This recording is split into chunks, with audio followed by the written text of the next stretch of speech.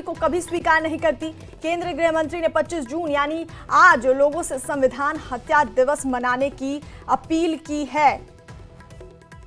तो भारतीय जनता पार्टी आपातकाल की 50वीं बरसी को संविधान हत्या दिवस के रूप में मनाएगी, लोगों से अपील की गई है। पार्टी आज देश भर में जिला और बूथ स्तर पर कार्यक्रम आयोजित करेगी और इन कार्यक्रमों का उद्देश्य नई पीढ़ी को आपातकाल के काले अध्याय से अवगत कराना है। बीजेपी नेता और कार्यकर्ता आम नागरिकों तक पहुंचकर इसकी जानकारी देंगे। तो आपातकाल की 50वीं बरसी को संविधान हत्या दिवस के रूप में मनाएगी भारतीय जनता पार्टी। देश भर में जिला और बूथ स्तर पर कार्यक्रम आयोजित होंगे।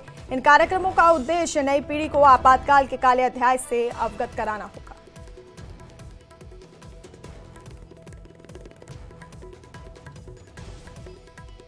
राष्ट्रीय घटना के जब 50 साल पूरे होते हैं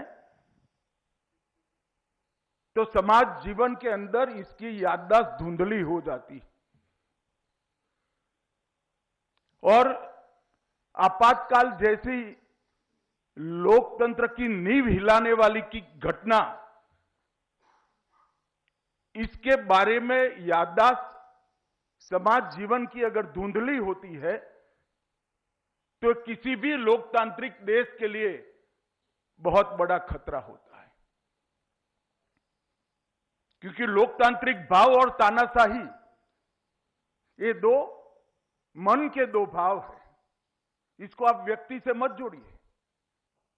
मन के जो भाव है, मानव प्रकृति के दो भाव है, वो कभी ना कभी उभर कर समाज के सामने, देश के सामने फिर से चुनौती बनकर आ सकते हैं। अगर तानाशाही का विचार फिर से चुनौती बनकर आ सकता है तो लोकतांत्रिक स्वभाव देश का भला करने के लिए भी काम आता है। परंतु जब पीढ़ियां बदलती है और राष्ट्र जीवन की इस प्रकार की घटनाओं की विस्मृति, विशेषकर जिन पर जिम्मेदारी है, वो किशोरों और युवाओं की स्मृति में से निकलने लगती है, तब ऐसी ही संगोष्ठियां, ऐसे ही संविधान हत्या दिन की बात ये स्मृति को पुनर्जीवित करते हैं। और हम सब ने ये याद रखना चाहिए, कितनी बड़ी लड़ाई उस वक्त लाखों लोग जेल में रहकर अपने परिवार का सब कुछ नष्ट कर कर,